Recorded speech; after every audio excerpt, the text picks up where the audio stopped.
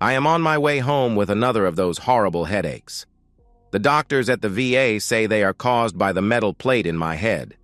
I doubt their conclusions. That plate has been there for 10 years, and the headaches started about 5 months ago. Just about the same time my wife of 3 years went to work as a receptionist for that law firm in town. Let me give you some background. First, me. I am Bobby Turner. I was a Marine for 4 years back in the 60s. You guessed it. I was hit by a Gook mortar. I'll call them what I damn please. Remember, I am the one with a plate in my head. After a few months in various hospitals, I was discharged and came home to the farm. Let's make this short and sweet. I was on disability. Not really enough to live on, so I went back to school. Now I am a heavy equipment operator for the county. I keep a grader and a backhoe in my barn out back of the house. Usually, on days like today, I am out with the grader smoothing out the sand roads in the county. But today was an office day. That's what we called sitting in a classroom going over all the new federal, state, and county regulations. I sat listening for about 2 hours when I decided I had to lie down. My boss was aware of my medical condition and did not object when I told him I needed to leave. Like I told you before, I do not think these headaches are caused by that plate in my head. There is a disturbance in the force. 6 months ago, my wife decided she wanted to go to work. I objected. Our house and farm were passed down to me when my dad died. With my disability and my job, we had more than enough money, but she insisted, and I caved. She found work at a law office as a receptionist. I warned her about the son of the founder of the firm. I knew him from school. He was tall, handsome, and rich, of course, but he was a real ladies' man. He dated every good-looking girl in school and always bragged about his conquests. We both played sports, and in the locker room, he walked around naked, bragging about his big Johnson and how no girl could resist it. As the song says, rich kids go to college, poor kids go to war. That's exactly what happened. When I came home, he was a lawyer, and I had a plate in my head. Last night, my wife and I had another argument. I want to start a family. She wants to wait. How much longer? She is uncertain. But she keeps looking away when we talk. I know something is wrong, and I think I know what it is. Now let's talk about my wife, Sue. I met her 4 years ago. She had gone to work out of high school as a receptionist at a factory. She had boyfriends and was not a virgin. No problem, neither was I. We dated for over a year before I asked her to marry me. She had grown up in a city 2 counties over and never lived on a farm. But she told me that was a dream of hers. Living out in the country, having a horse, and tending a garden. She wanted 4 kids. Sounds like my perfect woman. We married, and everything was great for the first couple of years. I bought us 2 horses, and we rode a lot. We even started doing overnight trips and camped in the forest. Then she started with the wanting to go to work. I suspected something, but I could not put my finger on anything. I want you to know that I am 6 feet tall and weigh 190. I try to stay in good shape, and I am considered good-looking. Sue is 5 foot 8 inches tall and about 115 pounds. Blonde hair and blue eyes and nice 34B breasts that are very sensitive. We both drive nice cars. Me a Ford truck, actually. Like I said, I feel the disturbance getting stronger as I approach our farm. I see the reason as I turn the corner. That attorney's blue Corvette is parked in front of my house. I cut the engine and coast to a stop. In my glove box is a 1911 Colt .45. I take it out and chamber around. This thing ends today. I go through the side door and ease into the den. I hear them in our bedroom. I start down the hall when I see a letter addressed to me on the coffee table. Quietly, I pick it up and read. Bobby, I want you to know that I did once truly love you, and I am sorry about all this. But it is what it is. I met Paul about 8 months ago while shopping at the mall in Memphis. He took me to lunch and we had a few drinks. All those stories about his Johnson had me intrigued. We ended up at a Ramada Inn. I was hooked.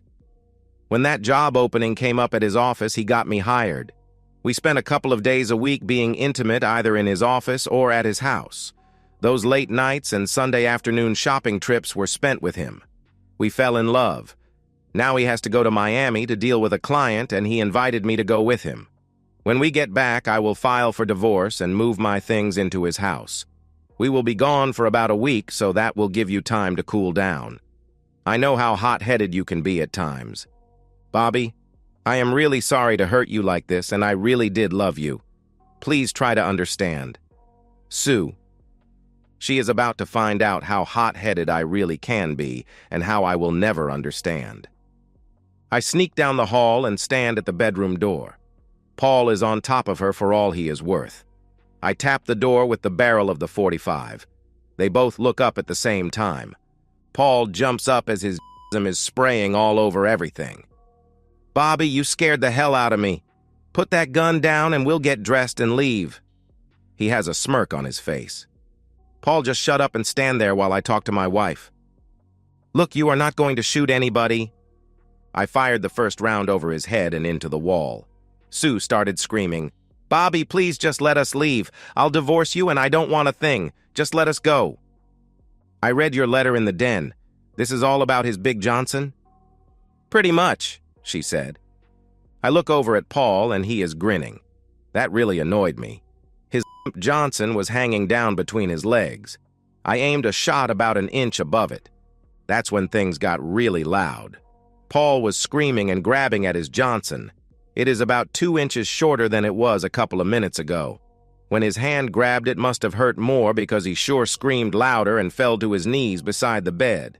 He was bleeding pretty badly. Then he started vomiting. He had eaten a big breakfast. He rolled over on his side, mumbling something about my ancestors. Sue was sitting on the bed with her knees bent up to her chest. She was looking directly at me when she asked, You read the letter? Yes, I replied. He made me put in that line about his Big Johnson. But it really was the truth, wasn't it? Yes. He just wanted you to know. He likes bragging about it. Bobby, please, I need an ambulance, he cried. When he looked up at me, I said, No, you don't. You need a grave.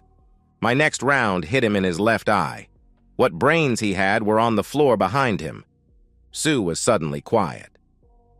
Bobby, please. I never gave you sloppy seconds or even seconds. The days we did, I came home with a headache or on my period or something. Any excuse I could think of so that you would not find out about us. What's this cheating woman thinking? Maybe that I will forgive her and we'll live happily ever after? As she smiled, I smiled back at her and said, Thanks.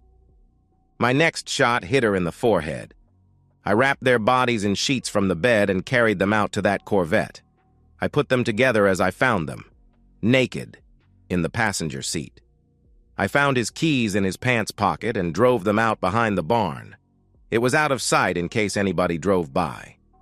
I cleaned up the room and opened the windows. I had to use a can of air freshener to get the smell of vomit out of the air. I stuffed all the paper towels and clothes into a garbage bag and threw them on top of them in the car. Next, I went to the barn and started the backhoe. In less than 2 hours, everything was buried and covered up. I figured there was no use saying words over them. The devil did not want to hear them. I went back to the house and called the sheriff's office. I got Sheriff Parker on the phone and explained that I had found a letter that told me my wife was running off with that attorney, Paul. I asked his advice on what to do. Look, Bobby, call a divorce attorney and get things rolling. When they get back, get them served. It's best to get out in front of things like this. I hung up and called an attorney in the next county. I made an appointment for the next day. I took the letter with me and she made copies. It was in Sue's handwriting, so it was made an exhibit.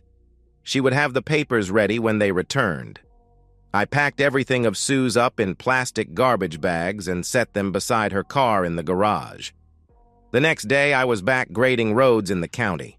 The force was back to normal. Well, you guessed it. They did not return for a week.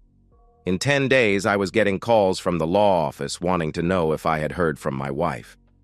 Then about 2 weeks later, the sheriff's office sent a detective out to take a statement. I referred him to my attorney. I showed him all of Sue's crap sitting by her car waiting for her. I never heard from him again. It was about a month later that the feds came by one night after I had gotten off work. They had some interesting questions. Do you know a Jose Gonzalez? No, should I? I replied. How about a Manuel Gonzalez? Him either. What is this all about? The client Paul was on the way to see in Miami was Jose, who is Manuel's father. Paul had represented him in a drug trafficking case last year and had committed an error during the trial. He asked a question he did not know the answer to, and it opened a can of worms for his client, Manuel. He was found guilty and sentenced to 50 years in federal prison. Jose wanted Paul to represent his son on an appeal. That should have been a red flag, but Jose wired $100,000 to Paul's firm's account and asked him to come to Miami to discuss the case since he was sick and could not travel. Like an idiot, Paul thinks he is going to get more money for a big appeal, and he decides to take your wife, who he had been having an affair with for almost a year. Paul filled up his Corvette in town. We know this because he used his credit card. We think he then came out here and picked up your wife, and they started out for Miami. We cannot find another gas receipt, so the Colombians must have got to them before they stopped for gas or to eat. That's what we figure anyway. What does this Jose have to say about it? Nothing. He went into a hospital about a week after they disappeared, and he died 6 days later. We never got to question him on the matter. Well, I guess that means I can get rid of all her stuff. I have it in garbage bags in the garage. You are welcome to look through it if you want. That will not be necessary. We would like a copy of that letter she left just for our files. No problem, I replied. I found them a copy of the letter and they left. That was over 30 years ago, and I have not felt a disturbance in the force since the day I buried Sue and Paul under what is now my hog pen. And that's the end of today's story. If you enjoyed it, please give this video a thumbs up and drop a comment below. Your support helps the algorithm push my content further. If you're new to the channel, don't forget to hit that subscribe button. It really helps me keep creating more stories for you. Thanks for watching, and I'll see you in the next one.